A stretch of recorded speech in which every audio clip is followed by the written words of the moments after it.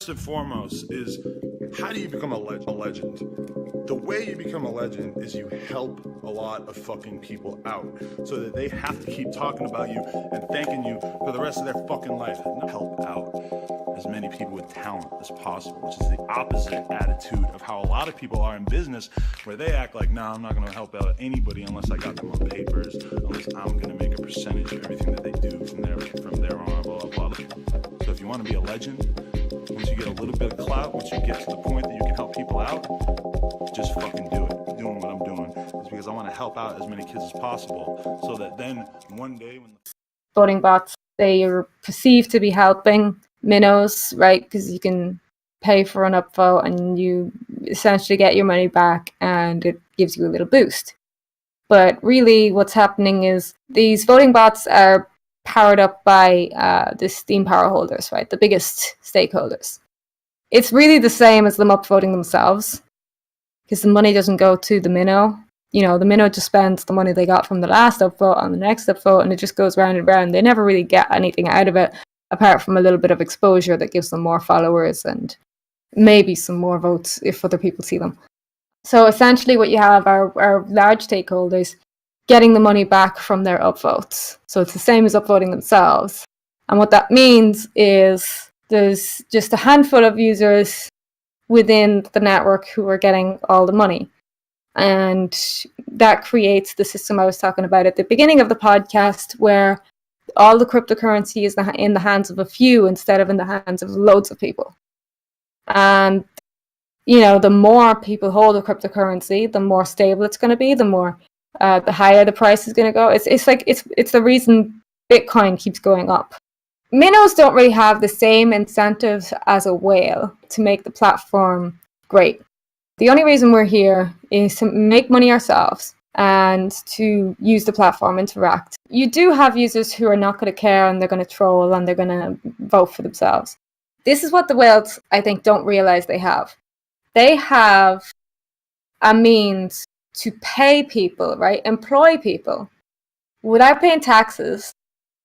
They don't even have to pay them, actually, because if they're delegating Steem power to these people, the way that these people get paid is through their curation rewards. So they don't even have to take their own Steem and pay them with their money. They basically make curation rewards, and that's enough to keep them going. And all they have to do then is periodically check up on the way they're voting. You know, Steem reports. But the thing about this employee system is a whale can actually say, if you act this way, you get to keep this delegation, and it gives you curation rewards. So it's exactly like an employment system, where basically, if you don't do your job properly, you get sacked.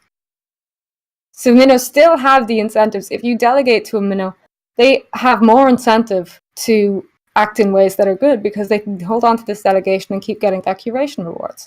So I kind of feel that's another thing they haven't realized, is that the platform would be way better if we just had the tools and the incentives ourselves to make the place interactive. Because as it is, there's so many people who won't use Steemit, right? Or they'll come to use Steemit, and when they don't make any money in the beginning, they'll go, right? Whereas I think a lot more people would stay if the more active user had more SP to spread around, and if we were more incentivized to do good things for the platform. Because right now, if we don't have a big investment in the platform, we don't have that incentive.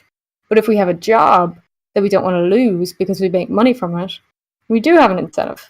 I think that's a great idea. And I think that, though, if you want somebody to do something about it, you have to take it from like, hey, here's this great idea, write up something, or, you know, create a guild about it or something. I don't know.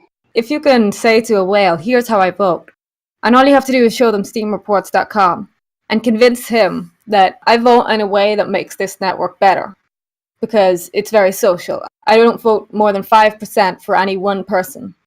And you can see by the content as well that it's not shit posts, you know? Even if it's a meme, that's not a shit post, right?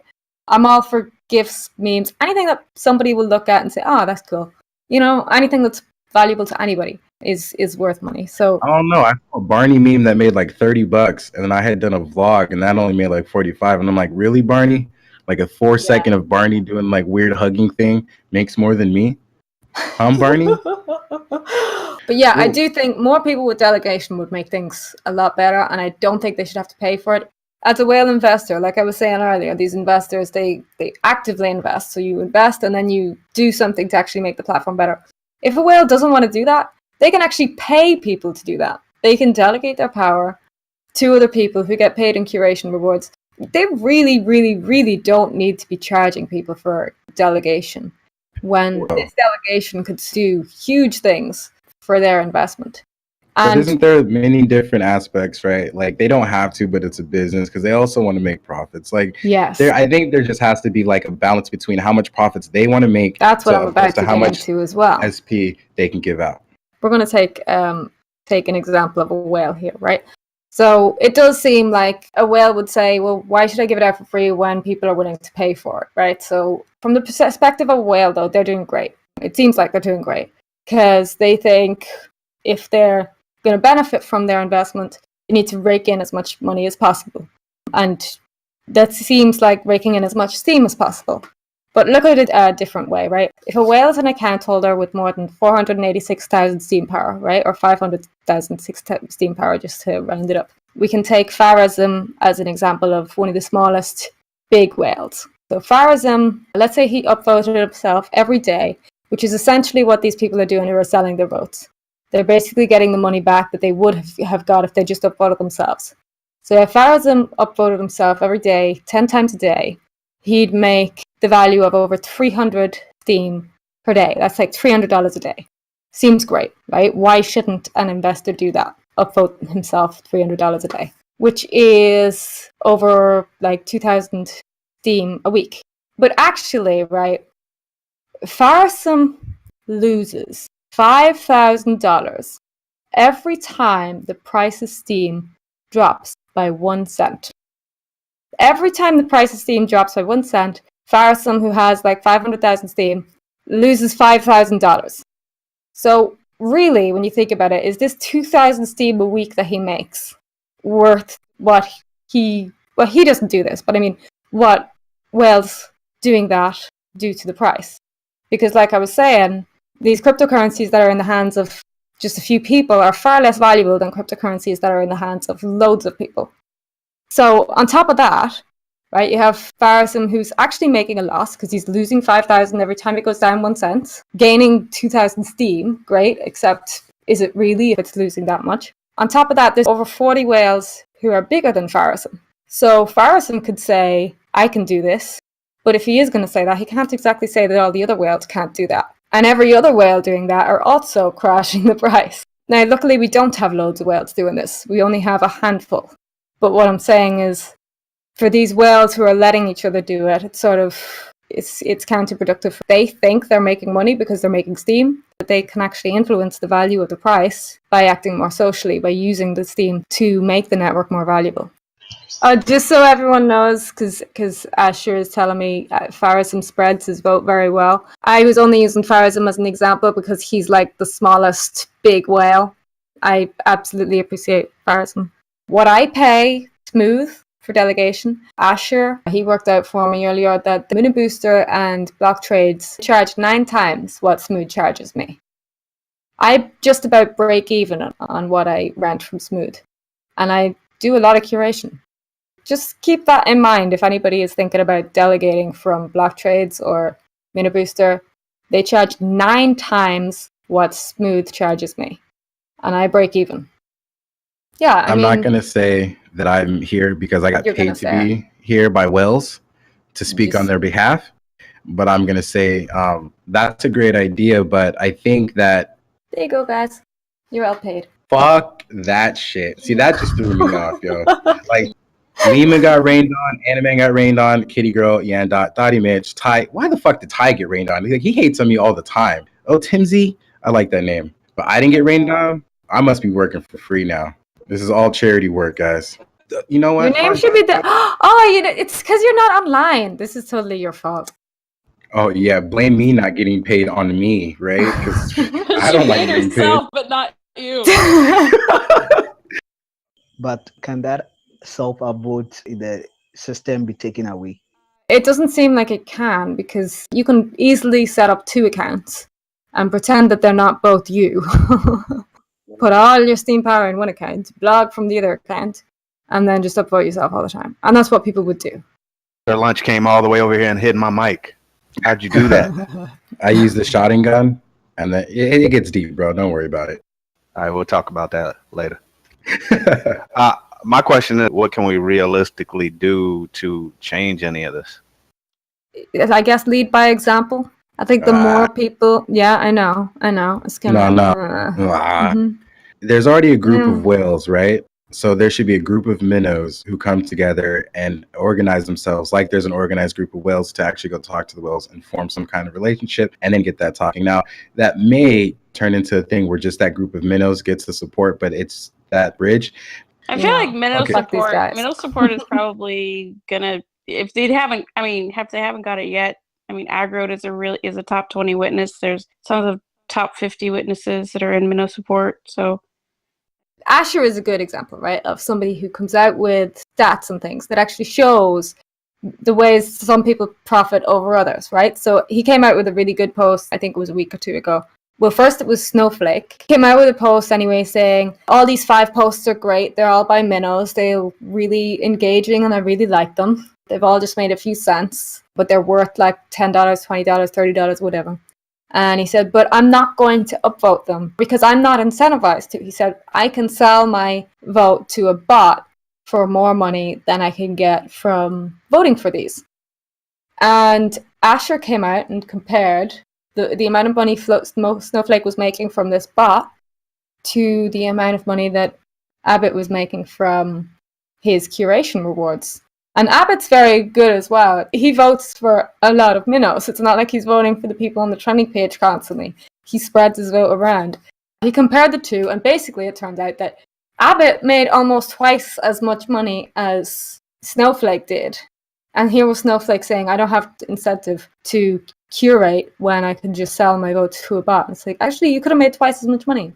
And the incentives are there. It's just people don't realize them. The way you explain it, that seems obvious, but I'm just kind of curious as to if these people are like serious investors and business people, why they don't already know that math. So when you say if they're serious investors, like what actually makes them a serious investor? It seems like they just came to their own conclusions before they did the math. And Asher had to come out with the math to show actually you just kind of assumed this without doing the math. Yeah, I mean, you would assume. Because the way you explained it, it seems really easy to understand how they could make more money and help everyone. So if you guys are looking at the podcast text, I just threw something up there. I'm just going to throw it out there. We can move on, though. That is a great picture of myself. I was in Steam It chat, like probably my first week or something like that. Then this guy came into Steam It chat and was talking about where can I invest my money? I want to make money off of Steam. And I was like, wait, what? You don't want to post anything? You just want to make money off of Steam. I feel like there's a lot of guys who are investors. They come in with this investor mindset. They're not thinking about the community aspect. They're not thinking about all those things that you're saying about how value is created through people. This is the thing, is I don't think Steam is marketed this way at all. I don't think people realize this is where the value comes from. It's not a self-upvote system. The value comes from the network. The value comes from socializing. The value comes from the same way every other social network is valuable, engagement or interaction. So yeah, people are coming in thinking, I should invest here so that I can upvote all my own posts and make money that way. And it's like, actually, you're not making money that way. You think you are. It looks like you are. But the more people are doing what you're doing, the less valuable the token you're selling is. But I feel like maybe if people coming to invest in the system were more aware of what this is really about and how this platform becomes more valuable, we would get better investors. We would get investors who are really interested in making this succeed. I mean, we did have some investors who came and went. They came and they were determined to take down the whales that were mucking up Steemit, which didn't turn out very well, obviously. Yeah. Because they just ended up just like them, I think some of them are just riding it till the wheels fall off, really, especially if they bought it at like 7 cents or something like that. Well, the people who buy in, they do seem to treat the platform a lot better. But the people who have bought in since the last hard fork are different, though. The people who bought in at 7 cents, that was before the last hard fork, they knew they couldn't upvote themselves when they bought in, that it wasn't going to work out that way. For anyone who doesn't know, we didn't have a linear curve. You weren't able to upvote yourself at any particular amount. It was always different depending on how much rewards was already on the post. So if you were a minnow at 0, you couldn't vote 1 cent on yourself. Only if someone had already put $10 on yourself, maybe your vote would be worth a cent.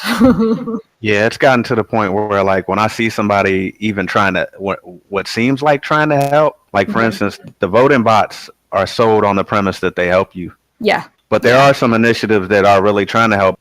So I really think the current investors, they just haven't recognized the power that they have to influence this network to become huge.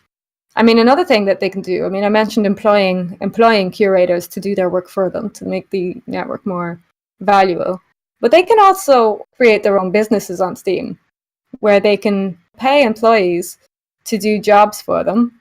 And there's no taxes, there's no funny business, there's no sending money through banks or any of that. It's just an upvote.